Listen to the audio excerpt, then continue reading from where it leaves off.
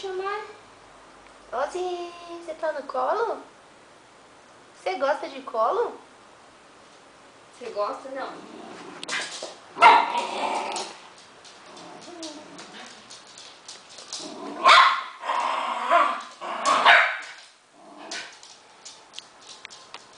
Vai dar briga.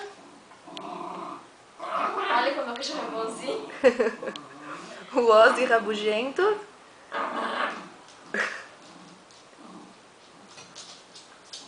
Ele tá mordendo sua mão? Tá. Não, Ozzy. Quieto. Ó a latinha, hein? Oh, coitado.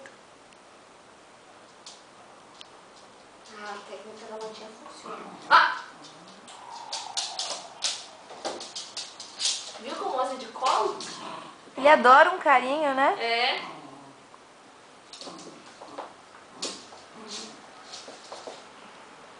Vai lá, desce. Coitada, olha a doida brincando sozinha. E ela brinca mesmo.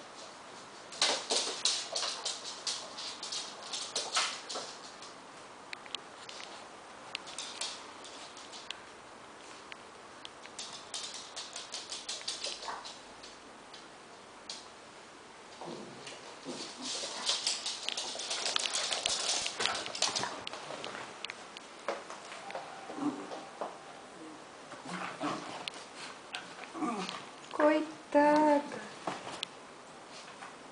Ozzy, chega. Tudo por uma bolinha. Tem um monte.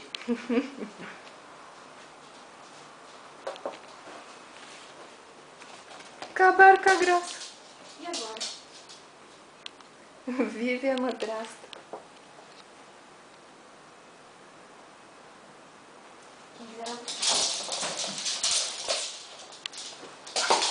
Ixi, agora já era. Ozzy, vai lá na casinha pra te amarem ver.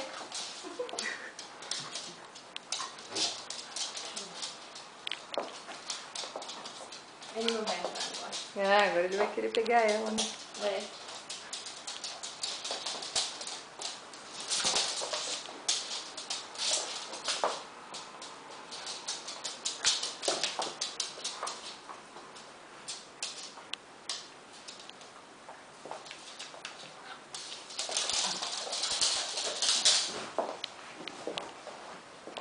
Isso termina bem, Vivi? Às vezes sim, às vezes a gente tem que separar. Quando não para.